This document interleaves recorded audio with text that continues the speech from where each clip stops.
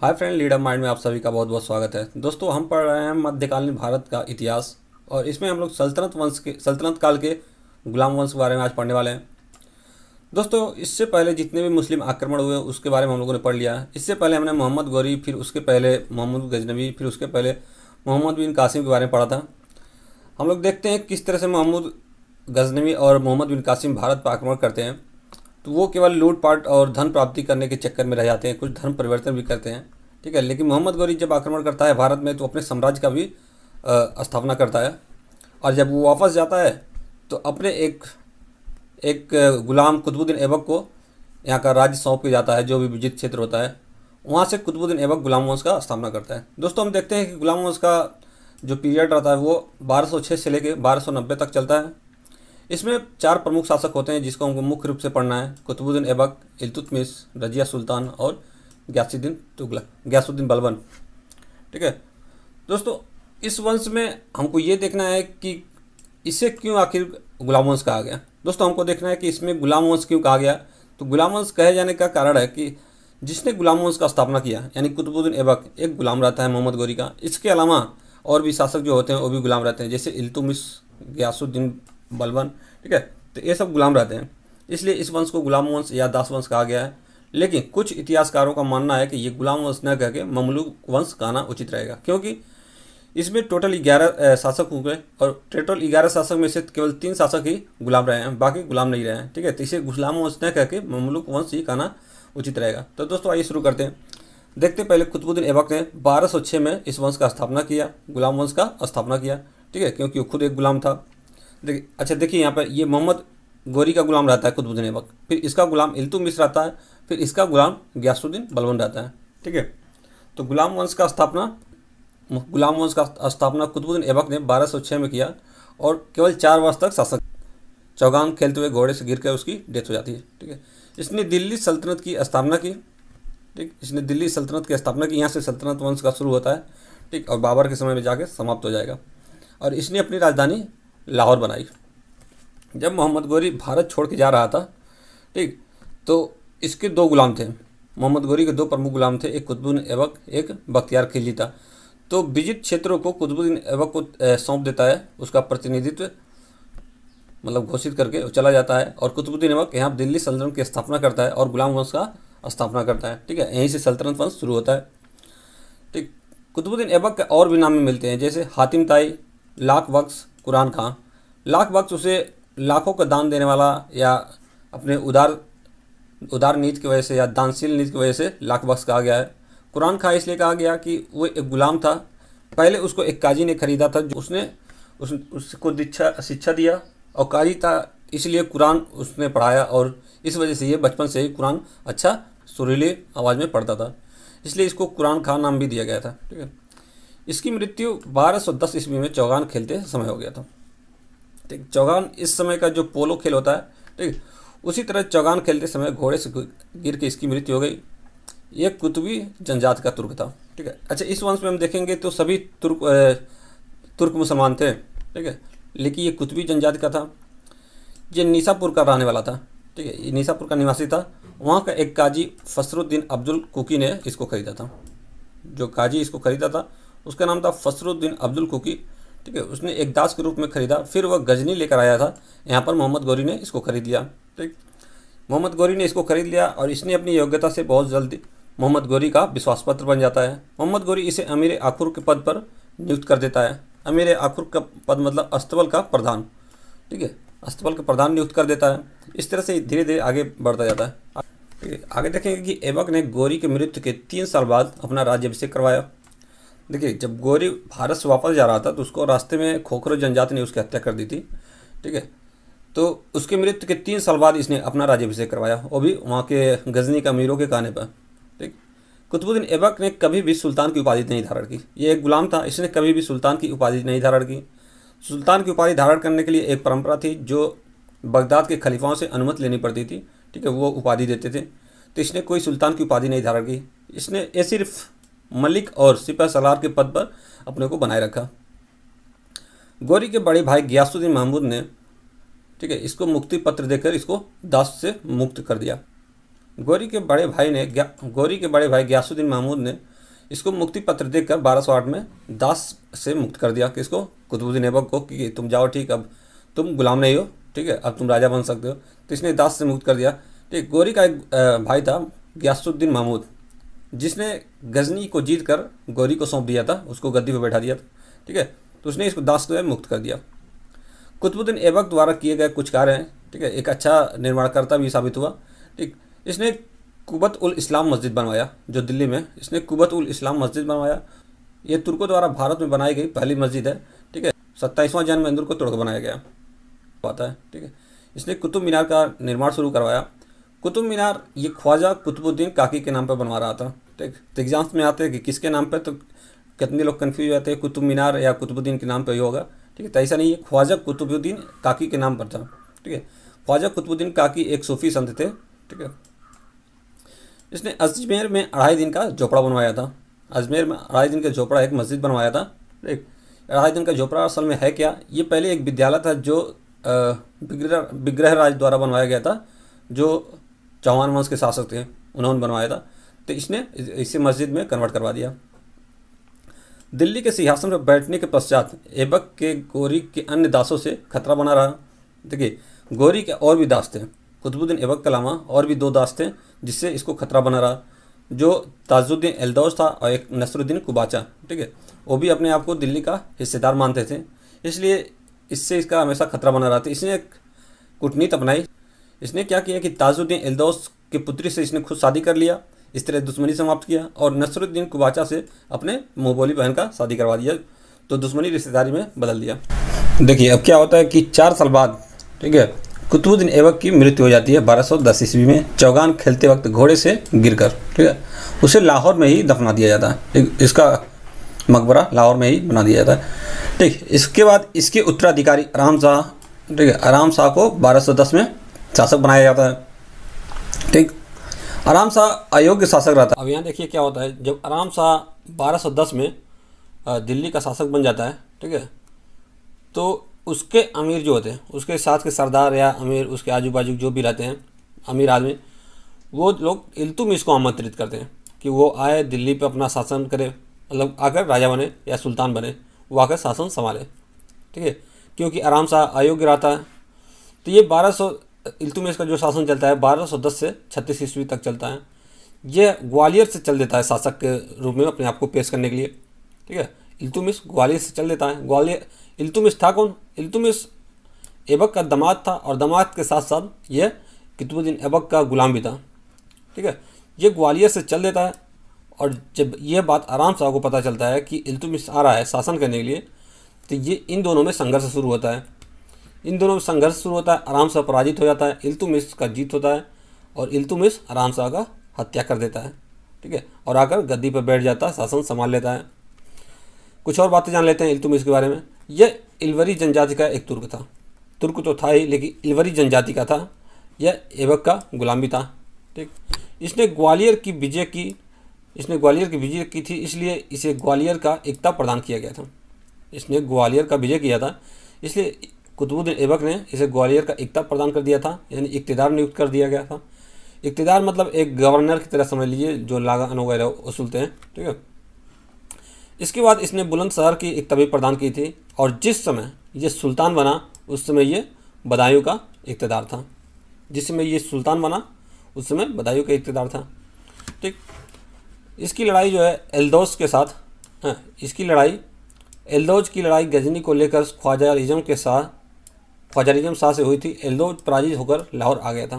ठीक है, एल्दौज कौन है? पीछे मैंने बताया था कि कुतुबुद्दीन ऐबक के अलावा और भी दास रहते हैं मोहम्मद गोरी का, जो अपने आप को दिल्ली का उत्तराधिकारी मानते हैं। ठीक है, तो उसमें से एक कुबाचा था। कुबाचा को कुतुबुद्दीन ऐबक ने अपने बहन का शादी करके उसको अपने पक्ष में कर लेता है। दूसरा जो बचता है एल्दौज, ये अपने आप को अभी भी यहाँ का उत्तराधिकारी समझता है। वो दिल्ली पर अधिकार तो नहीं कर पाता एल्दौज, लेकिन गजनी पर जरूर अधिकार कर लेता है। ठीक है, तो एक नया शासक रहता है यहाँ। एक देखिए ख्वाजारिज़म नया पर्सन है, ये जो है एल्दौज को वहाँ से भगा कर गजनी पर अधिकार कर लेता है। बहुत ही खतरनाक शासक रहता है, जहाँ भी आक्रमण करता है तो बहुत ही बर्बरता करता है ये। ठीक है, बहुत हत्या वगैरह लूटपाट करता है ये। तो ये एल्दौज को भगा देता है वहाँ से, गजनी से। एल्दौज का होता है पराजित होकर ये भाग कर कहाँ आता है? लाहौर आ जाता है। ठीक। ये किसके समय का था? एल्दौज कुतुबुद्दीन ऐबक के समय। कुतुबुद्दीन ऐबक की तो मृत्यु हो गई, अब कौन शासक है? इल्तुतमिश है। तो ये इल्तुतमिश के लिए भी खतरा बना रहा है, क्योंकि इल्तुतमिश जो है दिल्ली का शासक है। अब ये जो मौका है इल्तुतमिश के लिए एक सुनहरा मौका है। इसने अपने सूझबूझ का प्रयोग किया और तराई के तृतीय युद्ध में 1215 तराई के तृतीय युद्ध में, ठीक है, इसने तराई के तृतीय युद्ध में 1215 में एल्दौज को पराजित कर दिया, क्योंकि वो भाग कर लाहौर आया था और ये मौका इसके लिए बहुत ही अच्छा था। तराई का ये तृतीय युद्ध है। तराई का पहला युद्ध किसके बीच हुआ था? मोहम्मद गौरी और पृथ्वीराज चौहान के बीच हुआ था। पराजित कौन हुआ था? मोहम्मद गौरी हुआ था। और कब हुआ था? 1191 में। तराई का द्वितीय युद्ध कब हुआ? 1192 में, और मोहम्मद गौरी का जीत हुआ था। और ये तराई का तृतीय युद्ध है 1215 में। यहाँ पर भी इल्तुतमिश का जीत होता है। एल्दौज का चैप्टर यहाँ से ख़त्म हो जाता है। इसके बाद एक और जो अपने आप को उत्तराधिकारी मानता है, एक और दास्ता कुबाचा, वो बच जाता है, ठीक है, क्योंकि वो तो कुतुबुद्दीन ऐबक की बहन से शादी किया था। फिर भी ये इल्तुतमिश के लिए एक खतरा बना रहता है, ठीक है। अब कुबाचा इस समय है कहाँ? कुबाचा दिल्ली और मुल्तान पर अपना शासन करता है। अलग में साइड में बेचारा दिल्ली और मुल्तान पर अपना शासन करता है। लेकिन इल्तुतमिश को ऐसा लगता है कि ये आगे चल के खतरा बनेगा। इसने क्या किया? अपनी सेना भिजवा कर कुबाचा को पराजित किया और मुल्तान और सिंध को अपने दिल्ली में मिला लिया। अब कुबाचा यहाँ से निराश होकर या अपमानित होकर क्या करता है? सिंध नदी में कूदकर आत्महत्या कर लेता है, ठीक है। आत्महत्या एक और शासक किया था, कौन सा? गजनवी के समय में राजा जयपाल ने भी आत्महत्या किया था, क्योंकि जयपाल को गजनवी के पिता नहीं हरा पाए थे, लेकिन गजनवी हरा दिया था। इस वजह से वो भी अपमानित होकर आत्महत्या कर लिया था, ठीक। आगे देखते हैं, ठीक है, आगे देखेंगे। इस समय दिल्ली पर मंगोल आक्रमण का खतरा मंडरा रहा था। सबसे बड़ी घटना ये होने वाली थी, लेकिन ये टल गया। इस समय दिल्ली पर मंगोल आक्रमण का खतरा मंडरा रहा था, और उसमें जो शासक था चंगेज खान था। चंगेज खान ये बाबर जो है इसी का वंशज है। आगे हम लोग मिलेंगे बाबर से, ठीक है। तो Genghis Khan Khwaja regime Shah को पराजित करता है। Genghis Khan Khwaja regime Shah के साम्राज्य पर अधिकार कर लेता है, और ख्वाजा रिजम शाह ने एल्दौज को पराजित करके गजनी पर अधिकार कर लिया रहता था, ठीक है। अब यहाँ देखिए, ख्वाजा रिजम किसके जगह पे अधिकार किया है? एल्दौज की जगह पे। और ख्वाजा रिजम की जगह पे कौन है? ये मंगोल का शासक चंगेज खान है। यानी चंगेज खान ख्वाजा रिजम से भी मतलब खतरनाक है, क्योंकि ख्वाजा रिजम पे भारी पड़ रहा है, ठीक। ख्वाजा रिजम ने किसको भगाया था? एल्दौज को भगाया था, ठीक है। आगे देखेंगे हम लोग।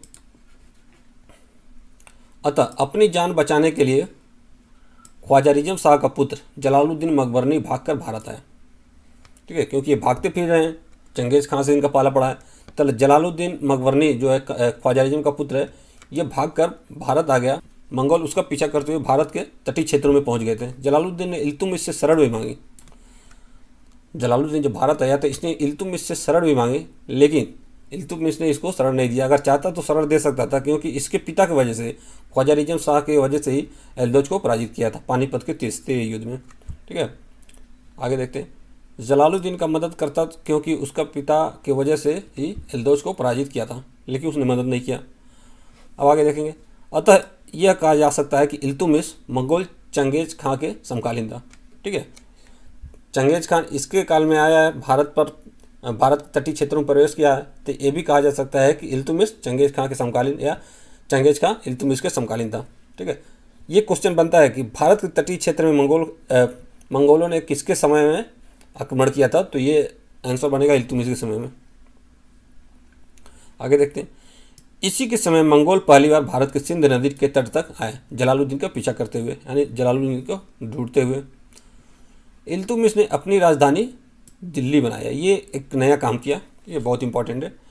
इल्तुतमिश ने अपनी राजधानी दिल्ली बनाया। पहली राजधानी कहाँ थी? लाहौर थी, जहाँ पर कुतुबुद्दीन ऐबक जहाँ से शासन कर रहा था। फिर उसका लड़का भी बहराम शाह भी वहीं शासन किया। बहराम शाह थोड़े दिन के लिए था, 1 वर्ष से कम समय के लिए भी शासक बना था। इल्तुतमिश ने उसका शासन ले लिया, ठीक है। इल्तुतमिश ने अपनी राजधानी दिल्ली लाया और अपना साम्राज्य विस्तार यहीं से शुरू किया। लगभग बहुत बड़ा विस्तार किया और साम्राज्य को मतलब गुलाम वंश से उठकर सुल्तान तक बनाइए, ठीक है। इसने लाहौर से दिल्ली अपनी राजधानी क्यों लाई, इसका भी कारण जान लीजिए। क्योंकि इसने बहराम साहब को मारकर उसका गद्दी लिया था। बहराम साहब कहाँ शासन कर रहा था? लाहौर से शासन कर रहा था, कुतुबुद्दीन ऐबक भी लाहौर से, तो यानी उसके अनुयायी लाहौर में थे, वहाँ से शासक करता तो इसके लिए खतरा बना रहा था, इसलिए अपनी राजधानी इसने दिल्ली बनाई। ठीक है, आगे देखते हैं। इसे सल्तनत का वास्तविक संस्थापक कहा जाता है, क्योंकि कुतुबुद्दीन ऐबक को ज़्यादा टाइम मिला नहीं, 4 साल में उसकी मृत्यु हो गई, वो अपने सल्तनत को या अपने साम्राज्य का उतना विस्तार नहीं करवाया। इसने अपने ये सुल्तान की उपाधि धारण की, कुतुबुद्दीन ऐबक ने सुल्तान की उपाधि नहीं धारण की थी, इसने सुल्तान की उपाधि धारण की और अपने साम्राज्य को बहुत ज़्यादा विस्तार किया और बहुत निर्माण वगैरह भी करवाएं। ठीक है, आगे हम लोग देखते हैं। इसने सुल्तान की उपाधि धारण की। ठीक, इल्तुतमिश ने ही सबसे पहले शुद्ध अरबी सिक्के चलाए। ठीक, इल्तुतमिश ने ही सबसे पहले शुद्ध अरबी सिक्के चलाए थे, जिसमें चांदी का सिक्का था जिसे टका कहा जाता था, और तांबे के सिक्के में था जिसे जितल कहा जाता था।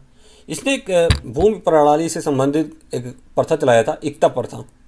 ठीक, इक्ता प्रथा चलाया था। इक्ता प्रथा जो भूमि कुछ रहता था उसको जमींदारों को देकर उससे कर वसूला जाता था, क्योंकि इसको पैसे की ज़रूरत थी साम्राज्य चलाने के लिए, तो इसने एक इक्ता प्रथा भी चलाया था। इसके आगे देखेंगे, नेक्स्ट देखते हैं।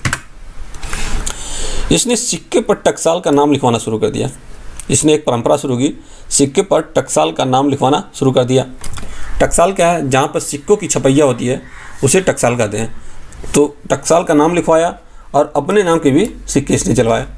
ठीक, इसने सुल्तान की उपाधि इसने बगदाद के खलीफा अल मुस्तसिर बिल्ला से प्राप्त किया। ठीक है, एक नियम होता था कि अगर कोई सुल्तान की उपाधि धारण करता है तो उसको खलीफा से अनुमति लेनी पड़ती थी। तो इसने जब सुल्तान की उपाधि धारण की तो उस समय जो खलीफा था अल मुस्तसिर था। ठीक है, अल मुस्तसिर विला, तो इससे इसने उपाधि धारण की थी। ऐसा पहली बार हुआ था कि बगदाद के खलीफाओं द्वारा भारत में किसी को उपाधि दी गई। ठीक है, तो ऐसा पहली बार हुआ था कि बगदाद के खलीफाओं द्वारा भारत में किसी को उपाधि दी गई थी।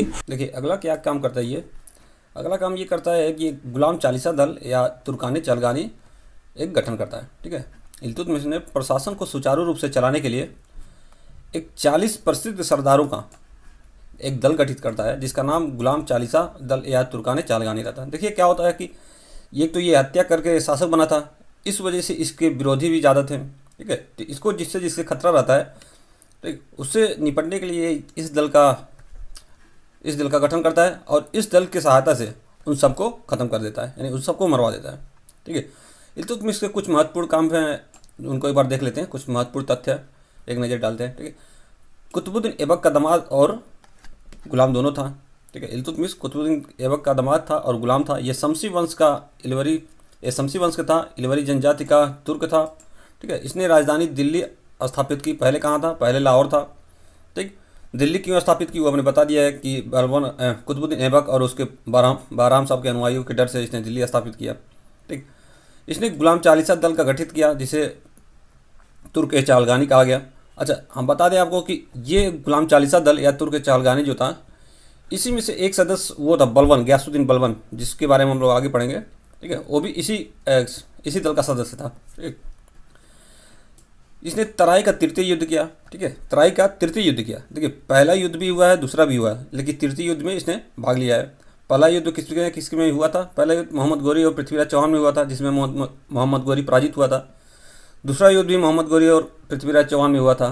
ठीक है, लेकिन इस दूसरे में क्या हुआ था? मोहम्मद गोरी का जीत हुआ था और यहीं से मुस्लिम साम्राज्य का स्थापना शुरू होता है। ठीक, और ये तीसरा युद्ध था। तीसरा युद्ध किसके बीच में हुआ? इल्तुतमिश और यल्दौज के बीच में हुआ था। ठीक, इसने पहला क्या किया कि इसने एक शुद्ध अरबी सिक्के चलाए। ठीक है, 2 सिक्के चलाए थे, एक टका एक जीतल कहा जाता। और ये है कि ये दिल्ली का प्रथम सुल्तान बना। ठीक है, सुल्तान उपाधि धारण की, गुलाम से सुल्तान बना। ठीक, आगे देखते हैं। इल्तुतमिश द्वारा कुछ काम किए गए थे, उसको देख लेते हैं। इसने कुतुब मीनार का निर्माण पूरा करवाया। देखिए कुतुब मीनार का निर्माण किसने शुरू करवाया था? तो शुरू तो कुतुबुद्दीन ऐबक ने करवाया था, लेकिन पूरा किसने करवाया? इल्तुतमिश ने करवाया। ठीक है, आगे देखते हैं। इसने पुत्र नसरुद्दीन महमूद का मकबरा बनवाया दिल्ली में। ठीक है, इसके पुत्र की मृत्यु हो जाती है 1229 में। ठीक है, उसका मकबरा दिल्ली में बनवाता है। ठीक, दिल्ली में सुल्तानगढ़ी मकबरा के नाम से जाना जाता है ये। ठीक है, इसने अतार किन दरवाज़ा बनवाया नागौर में। ठीक है, नागौर राजस्थान में। इसी से प्रभावित होकर अकबर ने बुलंद दरवाज़ा बनवाया था।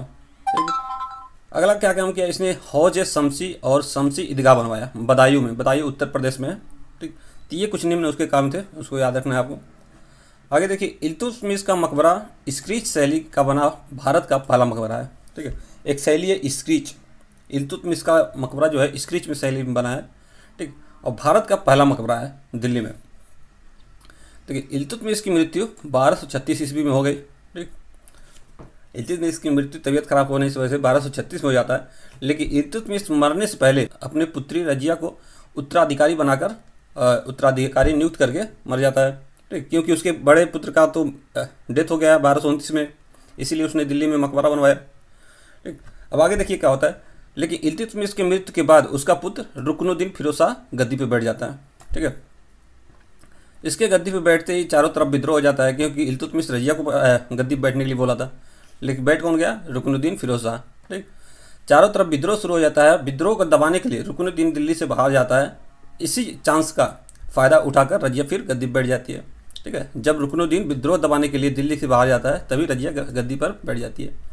ठीक, अब रजिया गद्दी पर बैठ जाती है, इसके बाद क्या होता है ये देखिए। रजिया सुल्तान 1236 से 1240 तक शासन करती है। बहुत कम शासन किया है इसने, 4 साल लगभग शासन किया। क्या हुआ, जब ये गद्दी पे बैठी तो चारों तरफ विद्रोह शुरू हो गया। विद्रोह क्यों शुरू हुआ? क्या हुआ कि जब इस गद्दी पे बैठी तो कुछ लोग इसके तरफ हो गए और कुछ लोग इसके विरुद्ध हो गए। मतलब जो दरबारी थे या जो अमीर थे, जो तुर्क थे, वो 2 गुटों में बट गया। एक तो इसके विरोधी हो गए और एक इसके साथी हो गए, मतलब इसके साथ में जो इसके अनुयायी हो गए। कारण क्या था? कारण था ये जमालुद्दीन याकूत करके व्यक्ति था, जो तुर्क नहीं था। उसको इसने क्या किया, अमीर आखुर के पद पर नियुक्त कर दिया, मतलब अस्तबल का सरदार या घोड़े का सरदार नियुक्त कर दिया। अब ये तुर्कों को, जो सामंत थे तुर्क और जो दरबारी थे, जो अमीर थे, कुछ लोग को ये बात पसंद नहीं आई कि गैर तुर्क को इसने सामंत बना दिया। ठीक है, ऐसा कहा जाता है कि जमालुद्दीन याकूत से इसका कुछ प्रेम प्रसंग जैसा संबंध था। ठीक है, तो उसको इसने नियुक्त कर दिया। इस वजह से जो तुर्क थे, जो सामंत थे, जो अमीर थे, जो इसके विरोधी थे, उन्होंने क्या किया, भटिंडा का एक गवर्नर था, सूबेदार जिसे कहते हैं। ठीक है, भटिंडा के गवर्नर मलिक अल्तुनिया को आमंत्रित किया कि आप आइए, शासन कीजिए और रजिया को मतलब यहाँ से हटाइए। ठीक है, एक कारण और था कि रजिया जो है शासन के लिए पुरुषों का कपड़ा पहनकर, पुरुषों का पोशाक पहनकर शासन करना शुरू किया। चोंगा पहनकर, टोपा पहनकर, उसी तरह जिस तरह इल्तुतमिश किया करता था। दरबार में आती थी मुंह खुले, तो ये मुस्लिम परंपरा के अनुसार गलत था। ठीक है, इस वजह से भी कुछ लोग विरोधी हो गए। ठीक, तो लोगों ने क्या किया, भटिंडा के गवर्नर या सूबेदार को मलिक अल्तुनिया को न्योता दे दिया, यानी आमंत्रित कर दिया कि आप आइए, शासन कीजिए या इसको गद्दी से हटाइए। तो ये क्या किया कि रजिया को बंदी बना लिया, आक्रमण किया और रजिया को बंदी भी बना लिया। अब यहाँ पर रजिया ने अपना दिमाग लगाया, सूझबूझ के काम लिया। इसने अल्तुनिया से निकाह कर लिया। अल्तुनिया से निकाह करके उसको अपने साइड में या अपने समर्थन में कर लेती है। ठीक, लेकिन जब ये अल्तुनिया इसको बंदी बना कर ले गया रहता है, उस समय अच्छा मौका देखकर बहराम शाह को लोग शासन बना देते हैं। ठीक है, उस समय बहराम शाह को शासक बना देते हैं, क्योंकि गद्दी तो खाली हो गई। ये अल्तुनिया के साथ क्या करती है रजिया सुल्तान, अपने समर्थन में अपने साथ लेकर फिर से अपनी स्थिति मजबूत करने के लिए आती है। मतलब चाहती है फिर से साम्राज्य को अपने हाथ में लेने के लिए, लेकिन नहीं हो पाता और रास्ते में ही इसकी हत्या कर दी जाती है। दोनों मिलकर बहराम शाह को पराजित करना चाहते हैं, लेकिन रास्ते में ही इन दोनों की हत्या कर दी जाती है। ठीक है, अब बहराम शाह के बारे में थोड़ा सा देख लेते हैं। देखिए, मुइजुद्दीन बहराम शाह 1240 से 1242 तक शासन किया। बहुत कम समय तक इसने भी शासन किया। रजिया के बाद इसी ने शासन संभाला और यह एक तुर्क नेता था। इसने एक तुर्क नेता की ऐतगीन की हत्या कर दी। एक और तुर्क नेता था ऐतगीन, जिसका नाम था, उसकी हत्या करवा दिया और कुछ समय बाद इसकी भी हत्या कर दी गई। देखिए, वजह क्या था कि जब ये रजिया सुल्तान सीट से हटी अपने, जब अल्तुनिया के शासक उसको ले गए अपने साथ, मौका देखकर इसको लोग गद्दी पर बिठा दिए। अब इसको गद्दी पर बैठाने का एक शर्त था, क्योंकि विद्रोह तो बहुत लोग किए। एक शर्त था, इसके अलावा एक और नेता था ऐतगीन। ठीक है, ऐतगीन ने एक शर्त लगाया कि इसको नायब ए मामलिकात का पद दिया जाए। किसको? ऐतगीन को नायब ए मामलिकात का पद, मतलब राजा तो रहेगा कोई, लेकिन शक्तियाँ किसके हाथ में रहेगी? जिसको ये पद मिलेगा। कौन सा पद? नायब ए मामलिकात। ठीक है, जिसको ये पद मिलेगा उसके हाथ में शक्ति रहेगी। तो एतगिन ने इसके लिए शर्त लगाई और इसने ये पद ले लिया, ठीक है, और इसको राजा बना दिया गया बहराम शाह को। लेकिन बहराम शाह आगे चल कर जब इसके हाथ में कोई शक्ति नहीं रहती है तो ये तंग आकर क्या करता है, एतगिन का हत्या करा देता है, ठीक है। अब ये देखकर जनता भड़क जाती है और अमीर जो भी रहते हैं तुर्क सामंत वो भड़क जाते हैं, क्या किया कि अपने ही साथी का हत्या करा दिया, ठीक है। इस वजह से विद्रोह होता है। कुछ समय बाद इसका भी हत्या कर दिया जाता है।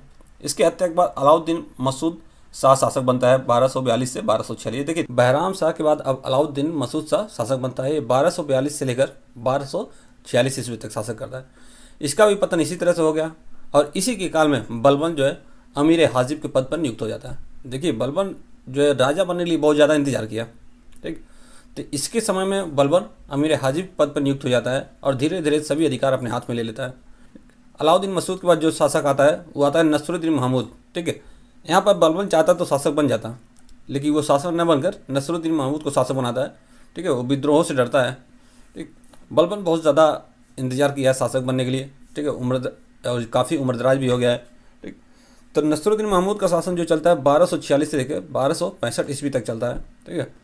इसने क्या किया, बलबन ने अपनी पुत्री का शादी नसरुद्दीन महमूद से करवा दिया, ठीक है। अपनी पुत्री का शादी नसरुद्दीन महमूद से करवा देता है और इन दिनों में एक रिश्ता बन जाता है, ससुर और दामाद का रिश्ता बन जाता है, ठीक है। बलबन ने विद्रोह से बचने के लिए उत्तराधिकारी नसरुद्दीन महमूद को सशर्त सुल्तान बनाया। बलबन ने अपनी पुत्री का विवाह नसरुद्दीन से करवा दिया। सुल्तान ने बलबन को उलुग खां की उपाधि दे दी, ठीक है, क्योंकि अब तो ये ससुर बन गया, इसको उलुग खां की उपाधि दी, ठीक है। अब बलबन क्या करता है, कुछ समय बाद इसकी भी मृत्यु, इसका हत्या करवा देता है नसरुद्दीन का, ठीक है। इसका हत्या करवा देता है 1265 में और अपने खुद शासक बन जाता है। देखिए अब गयासुद्दीन बलबन शासक बन गया है, 1265 से लेकर 1287 तक शासन करता है, ठीक है। गयासुद्दीन बलबन का वास्तविक नाम बहाउद्दीन था, ठीक है। बहाउद्दीन यह इलवरी तुर्की था, ठीक, ये भी तुर्क था। इसने एक नई राजवंश बलबनी राजवंश की स्थापना किया। बलबन बचपन में ही मंगोलों द्वारा पकड़ा गया था, फिर गजनी के बसरा के निवासी ख्वाजा जमालुद्दीन के द्वारा बेच दिया गया। कुछ समय बाद ग्वालियर के पास इल्तुतमिश ने इसे खरीद लिया, ठीक है। देखिए क्या होता है, बलबन को बचपन में ही मंगोलों ने पकड़ लिया था। देखिए मंगोल कब के हैं, इल्तुतमिश के समय के, ठीक, मंगोल चंगेज खान, ठीक है। तो बलबन को पकड़ लिया गया था मंगोलों द्वारा और दास के रूप में फिर ख्वाजा जमालुद्दीन के हाथों में बेच दिया गया था। जमालुद्दीन ने इसे किसके हाथों बेचा, तो इल्तुतमिश के हाथों बेच दिया। तो ये इल्तुतमिश का गुलाम रहता है, ठीक है। आगे देखते हैं, बलबन इल्तुतमिश का गुलाम था। अब देखिए इसने कितना इंतजार किया है शासक बनने के लिए। इल्तुतमिश ने इसे खसरा का पद दिया था, फिर रजिया के काल में अमीर शिकार के पद पर गया, फिर बहराम शाह के पद पर अमीर आखुर के पद पर गया, ठीक, और फिर अलाउद्दीन मसूद शाह के समय में अमीर हाजिब के पद पर गया, ठीक, और लास्ट में अपने दामाद नसरुद्दीन के समय में उलुग खां के पद पर बन जाता है और फिर उसकी हत्या करवा कर खुद राजा बन जाता है। देखिए राजिया के विरुद्ध भी षड्यंत्र में इसका हाथ था, राजिया के विरुद्ध भी इसने अपना हाथ लगाया था। इसने रक्त और लौ की नीति अपनाई, ठीक है। इसने तलवार के बल पर शासन करना शुरू किया और जो तुर्क चालगानी का पद था, जो तुर्क चालगानी का गठन था, उस गठन का ये सदस्य रहता है, जो भी सरदार उस गठन के उस दल के सदस्य रहते हैं उस सबको मरवा देता है, ठीक है, क्योंकि ये विद्रोह से बहुत ज़्यादा डरता है, ठीक है। बलबन के राजत्व सिद्धांत की कुछ विशेषता थी। पहला विशेषता यह था कि सुल्तान का पद ईश्वर के द्वारा प्रदत्त होता है। इसका मानना था कि सुल्तान का जो पद होता है वो ईश्वर के द्वारा दिया जाता है, इसलिए मैं राजा बना हूँ और अपने आप को ये ईश्वर का प्रतिनिधित्व मानता था, ठीक। सुल्तान का निरंकुश होना आवश्यक है, ठीक है। इसका ये मानना था कि सुल्तान का निरंकुश होना आवश्यक है। निरंकुश मतलब साम्राज्य के हित में जो वो काम करना, प्रजा के हित में नहीं, प्रजा से कोई मतलब नहीं है, प्रजा की जान जाए या भूखे मरे, ठीक है, प्रजा की हानि हो रही है, लाभ हो रहा है, उससे कोई मतलब नहीं, हमको साम्राज्य का देख के चलना है, राजा को जो सही लगेगा वही करेगा, ठीक। ये अपने आप को ईश्वर का प्रतिनिधित्व मानता था, ठीक है। बलबन ने सिजदा और पावोस प्रथा की शुरुआत की। देखिए सबसे महत्वपूर्ण ये बहुत इंपॉर्टेंट है। बलबन ने सिजदा और पावोस प्रथा की शुरुआत की।